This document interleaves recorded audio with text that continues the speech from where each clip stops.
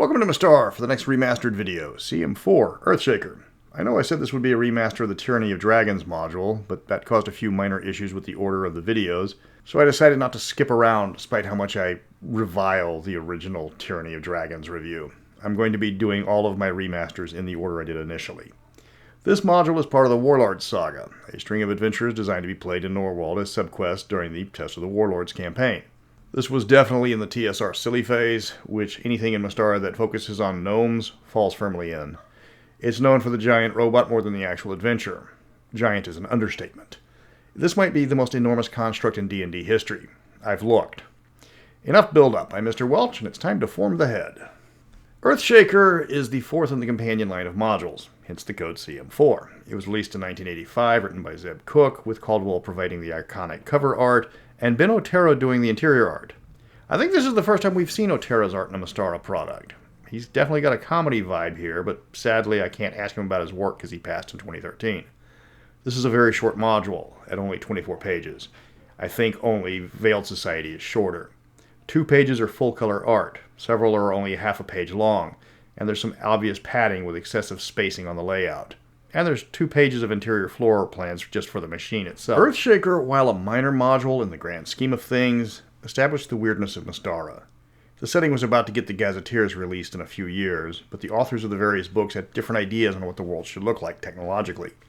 To quote the Dwarves of Rockholm from 1988 on the dangers of technology, "It's important, though, that this dwarf technology not usually develop inventions truly important to the scientific progress of the world. If, for instance, the dwarves create an effective and viable zeppelin, then within a few years all the nations will have them. Do you, the DM, want zeppelins all over your world? If so, this is fine. If not, too bad. You've established that the dwarves have created an efficient and viable lighter-than-air craft. Only DM intervention can keep the invention from spreading, and too many occasions of DM intervention will strain your players' willing suspension of disbelief in your game world." 1 year later, the Gnomes of Serene unleashed squadrons of biplanes from their flying city high above the earth. Dwarves were all about making industrial machinery that they shared with no one. Gnomes were selling plane tickets. At this point in history, TSR was selling Dragonlance books as fast as they could print them, and Tinker Gnomes were a hot commodity. But Mystara Gnomes, while still mad engineers, were slightly different in that they were competent. They created advanced technology rather than just Magitech versions of everyday items. Biplanes, submarines, mecha triple the size of Godzilla, and even more scary, their technology worked. It didn't have random charts to see what goes wrong. It worked as intended if it was maintained and undamaged. This should be game-breaking, but fortunately gnomish inventions are rare, and very terrifying to the average Mystaran. The Earthshaker itself is a gnomish invention that, as the cover shows, is a gigantic construct. It stands 1,280 feet tall and requires an entire clan of gnomes to operate. To put it into perspective, that's almost 244 Winonas tall. If it were a 25mm miniature, it would stand 17.5 feet tall. It's coal-powered, but uses the clan's relic to give it orders. The machine can be controlled by a single operator using a magic device called the Mind Stone, but it's currently missing in a significant part of the adventure. Sort of. The machine runs on steam engines that only the gnomes know how to operate and can carry enough coal in its limbs to keep it functioning for weeks. The gnomes prefer to barter for coal, using the construct to dig canals or similar duties in exchange for fuel. If necessary, the gnomes can scoop the coal out of the ground and store it for later use.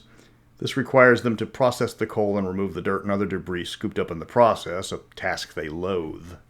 So what's the adventure like? As you can expect from the page length, it's short. If the players get the best ending, you can run this in a few sessions, even as a one-shot. It's meant to be slotted in during Test of the Warlords, as it takes place over a week if you slow-walk the adventure. And despite the cover's premise, you get to punch a castle with a giant robot at no point. What you get is, surprisingly, just some boss fights. You have to figure out who's trying to take over the Earthshaker, and then try and stop them before it's a new game of Grand Theft Mech Warrior. The premise is that the liege of the players, one Duke Nevik, has been recalled by Erekol for reasons outside the scope of the adventure. It's officially a crusade against the heathens of the Wild Country, but if this isn't happening in your campaign, or worse, your players are the heathens of the Wild Country, you can change it to anything. The Norwald Hardball Tournament, a royal wedding. He's got to oversee a court case the king has had to excuse himself from. Or maybe Erekol just needed a fourth for bridge. The reason doesn't matter. The point is that Nevik is leaving, and the characters are in charge of his dukedom until he returns. Time to invite all your friends over for the greatest house party in Mystara. Or not, because things go wrong before they even get the pizza ordered. This part you can customize at will, as Duke never appears anywhere else in Mystara, not even in Test of the Warlords. So unless you rearrange things retroactively or set it up from the start, players have no idea who he even is. It's pretty apparent that this was most likely a tournament module, as it's written around the pre-gen characters in the back. It's quite short for a companion-level adventure, and it's openly humorous. You can have all the problems pop up in the party's domain without changing anything. The only problem is there is a time crunch involved, but that's a very minor problem that kind of resolves itself. The actual meat of the adventure starts when the characters are being forced to deal with a bit of courtroom judgment, but that's not settled immediately, and it's actually a minor plot point. The fun part of the module starts when they receive one Milos Formosius, an entertainer looking to bring his carnival to town. He will offer concessions and volunteer his help in various urban projects to win permission, and the party will agree because he's being honest and forthright in his offer.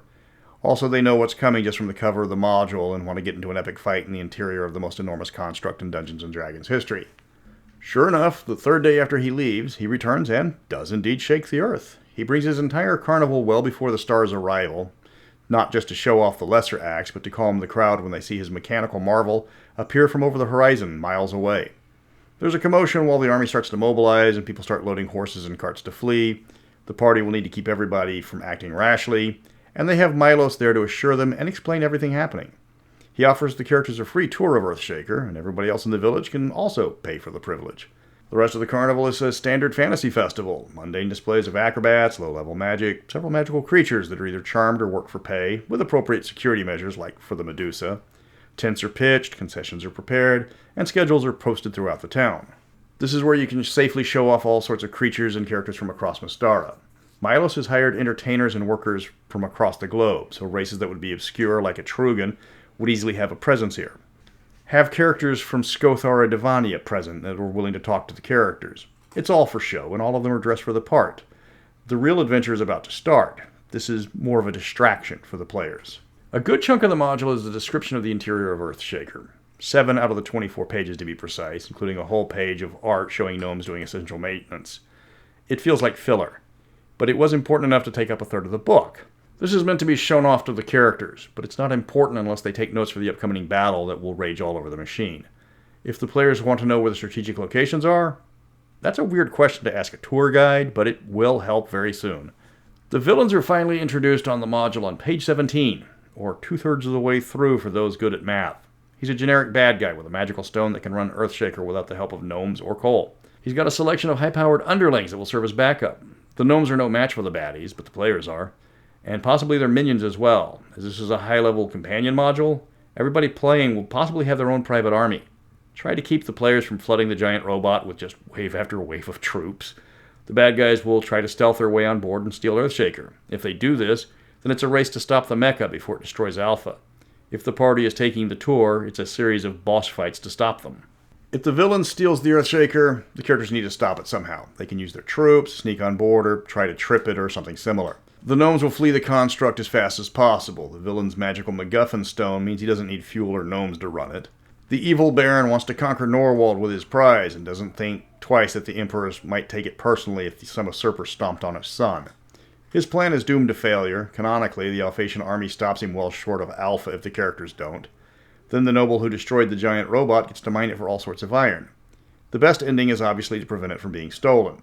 If the party can stop the bad guys from taking control of the robot, or defeat them and regain control, then the whole march on Alpha never happens. That's the beauty of the module. If the players take the right steps or use proper tactics and strategies, then the bad guys lose. You don't have to pull out a lame excuse on why the villains will get their plan to fruition no matter what. There's no backup bad guy, and it's not pivotal to any plot. They win if the characters get to the command deck and defeat, capture, or drive off the villain. That's it. It's not a complicated module.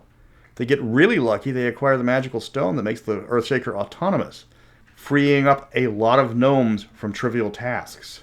This earns the respect of Milos and gets all the characters made into honorary gnomes for the Earthshaker clan. The domain's morale increases and everybody gets season passes for life. Earthshaker isn't a hard module to find secondhand. Decent copies start at $25 online for original copies. It's not in heavy demand. This adventure is one of the most simplistic you will find. It could have easily been a Dungeon magazine entry. The adventure's only lasting impact was on the Italian Mystaran message boards, where they took the large number of Russian last names in this adventure and populated the northern part of Norwald with the Vatsky, a collection of loosely allied towns that serve as Russian equivalents. That's a pretty obscure entry, but it was done well enough that it's one of the fan bits of Mystara that is widely adopted. That's Earthshaker. It's a filler module. It doesn't add much to the lore of the setting and can be played in a single night. The big decision at the beginning of the adventure is made for you at the end of the adventure, when the rival nobles realize you have a massive construct on your side, or you just destroyed one. The end. Next, I'm working on the Savage Coast, the 2nd edition setting addition to Mystara, the one with all the continuity problems, and the curses, and the source of so many arguments. That one. Until then, excuse me while I touch the sky.